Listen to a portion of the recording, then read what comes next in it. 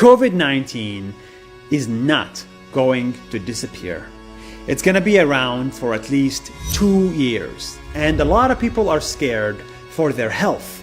But just as importantly, a lot of people are scared for their wallets and their money, including me. So what is going to happen? Here is my best guess. Money.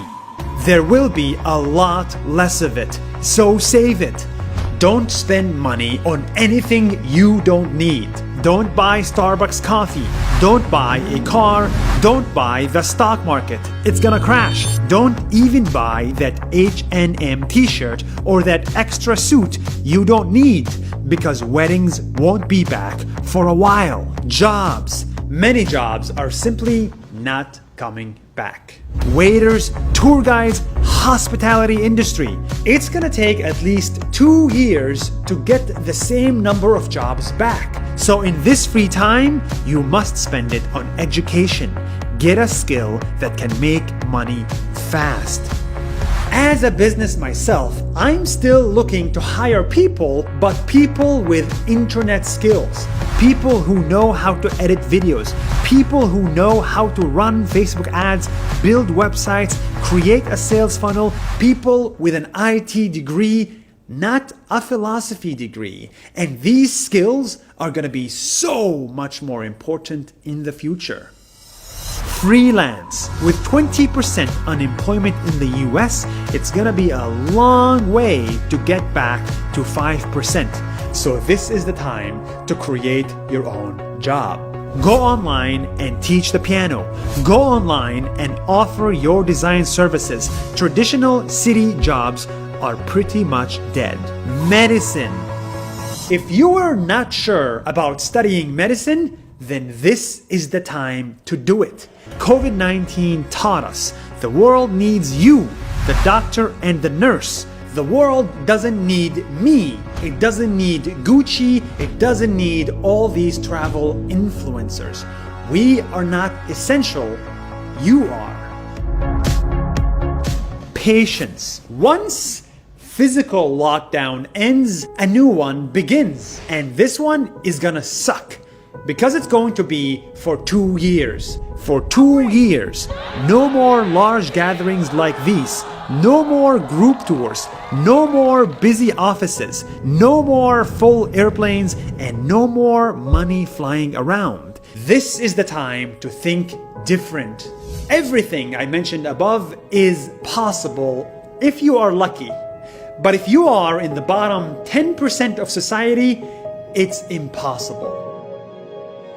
Not everyone can afford to upskill or to even have a computer. That's why income inequality is about to go up. The rich will stay rich, the poor will get poorer, and the gap will go even wider. For the first time in decades, millions of people will enter poverty, not escape it. So if there is one thing we need to do for life after COVID-19, is to have more compassion. Look after yourself first, and then look after your neighbor. Odds are they're having a harder time. This is not the time to spend money, but it's definitely the time to give it. And maybe that's how we're going to beat this pandemic together.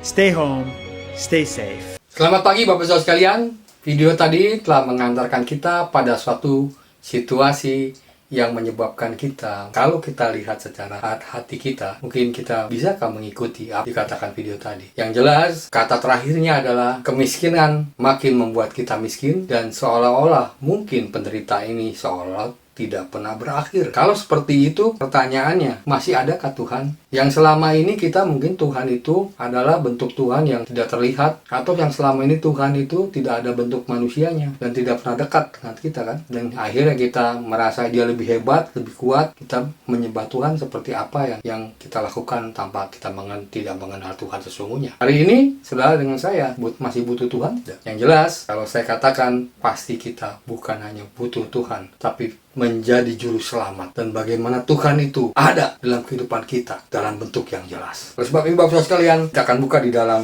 Yohanes 1 ayat 1 mengatakan pada kita, pada mulanya adalah firman, dan firman itu bersama dengan Allah, dan firman itu adalah Allah. Yang ayat 14 mengatakan, firman itu telah menjadi manusia dan diam di antara kita. Saudara sekalian, luar biasa tidak? Ternyata firman Tuhan ini dengan jelas mengatakan bahwa bagaimana sih kalau Tuhan yang selama ini abstrak, yang tidak terlihat, dia bisa menjadi manusia. Sedangkan pengkondisiannya adalah Tuhan itu tidak terhingga atau tidak bisa kita lihat. Sedangkan manusia sangat terbatas terhingga. Bagaimana sih Tuhan itu menjadi manusia? Dan bukan hanya menjadi manusia, tapi Tuhan yang selama ini jauh bisa dekat dan menjadi manusia, bisa kita lihat tentara dengan mata kepala sendiri, dan benar-benar dia menjadi juru selamat. Dan masalah kita sebetulnya apa sih menyebabkan dia mau datang ke dunia ini? Kalau kita lihat di dalam Filipi 2 ayat 7 mengatakan, melainkan telah mengosongkan dirinya sendiri dan mengambil rupa seorang hamba dan menjadi sama dengan manusia. Jadi Bapak Saudara sekalian, ayat ini menunjukkan bahwa apa yang menjadi ketidakmungkinan jadi mungkin, bahwa Tuhan itu sudah menjadi manusia. Bagaimana syarat-syaratnya menjadi manusia itu? Jadi Bapak Saudara sekalian, dia tidak pernah menurunkan kadar daripada ketuhanannya, dan dia menjadi manusia pun tidak menurunkan kadar daripada keilahiannya. Maka Yesus Kristus yang selama ini Bapak Ibu Saudara dengar di Alkitab dan beberapa orang lain, Yesus Kristus itu adalah 100% Tuhan dan 100% manusia. Dan kita lihat bagaimana dia menjadi Tuhan dan menjadi manusia. Tapi saudara sekalian, saya tidak pernah mau memperdebatkan seperti itu. Tapi kalau mau jujur Bapak saudara sekalian, sebetulnya kalau Tuhan itu kenapa sih mau jadi manusia? Padahal kan dia tidak punya tanggung jawab apa-apa. Nah, inilah yang menjadi pertanyaan buat kita, dan kita mesti sadar, sebetulnya Tuhan itu tidak punya tanggung jawab apa-apa. Dan ngapain Tuhan menjadi manusia? Nah, ini yang penting Bapak Saudara sekalian. Oleh sebab itu makanya dia yang jadi firman kemudian menjadi manusia, dan dari yang tidak terhingga menjadi manusia yang terhingga, tapi tidak merubah posisinya sebagai Tuhan dan sebagai Allah. Jadi Bapak Saudara sekalian, pengkondisiannya adalah Allah itu menciptakan manusia. Ternyata manusia jatuh dalam dosa. Ini yang terpenting. Karena manusia yang fana disandingkan dengan Allah yang kekal, bisa nggak kira-kira air sama minyak Bapak Saudara sekalian? Maka karena dosa lah konsekuensinya, hukuman itu pasti kekal dan tidak pernah bisa digantikan. Oleh sebab itu, itulah alasannya kenapa Tuhan mau jadi manusia. Jadi Bapak Saudara sekalian, kalau pengkondisian tersebut manusia itu bisa nyogok segala sesuatu yang tidak bisa menjadi bisa. Caranya nyogok. Tapi kepada Allah bisa nggak? Dan kalau saya mau jujur, kenapa sih Tuhan mau menjadi manusia? Apa kita sogok? Nggak mungkin Bapak Saudara sekalian. Pada saat itu pun di Alkitab menyatakan bahwa Tuhan itu tidak bisa disogok. Dan jelas Tuhan itu ngapain sih? Ya sekalian, pada saat itu teknologinya adalah penebusan itu dengan cara apa? Supaya seimbang dengan darah binatang, dengan perbuatan baik, dengan keagamaan yang kuat. Jadi agamalah yang menjadi patokan supaya kita bisa menjumpai Tuhan. Apalagi pakai uang, memberi persembahan, memberi apa semua. Yang kalau zaman dulu tuh persembahan korban bakaran, sekarang dengan perpuluhan apa semua. Apakah itu membuat kita selamat? Apakah itu membuat dosa-dosa kita bisa dibayar? Itu masalahnya. Sehingga kita pada saat ini menghadapi situasi yang kelihatannya Tuhan itu tidak ada. Ternyata Tuhan itu ada. Lihat perbandingannya Bapak Saudara sekalian. Kalau dosa itu kekal, maka dosa itu terus tidak akan bisa dihapuskan. Bagaimana caranya? Contoh yang Bapak Saudara sekalian, beberapa tahun yang lalu kita dengar seorang artis, anak artis juga, mengendarai mobil. Saking kebutnya nggak jelas Bapak Saudara. Sehingga dia menabrak pembatas tol, sehingga menabrak mobil yang lain. Apa yang terjadi? 6 orang mati ditabrak oleh anak artis tersebut. Nah, pertanyaannya, kalau nyawa, kira-kira bisa dibayar nggak pakai nyawa? Manusia itu kan terbatas. Bisa nggak bisa pakai nyawa lagi? Bapak Saudara sekalian, walaupun dengan kebaikan apapun, sebetulnya kalau dihitung secara peer-to-peer atau perbandingan yang seimbang, itu tidak bisa Bapak Saudara sekalian. Saya dengar itu dia akan sekolahkan sampai S2, dikasih uang per bulan. Bagus sekali. Istilah bahasanya uang kerohiman. Benarkah itu bisa menyandingkan dengan hal yang sama? Jadi Bapak Saudara sekalian, Tuhan tuh tahu. Makanya dia mau jadi manusia. Karena kenapa Bapak Saudara sekalian? Dalam Roma 6 ayat 23 mengatakan, upah dosa ialah maut. Artinya maut itu hukumannya kekal. Manusia itu kan kekal nggak? Enggak, Bapak sekalian. Itu sebabnya kita butuh juru selamat kan. Dan juru selamat itu seperti manusia, bisa kita lihat.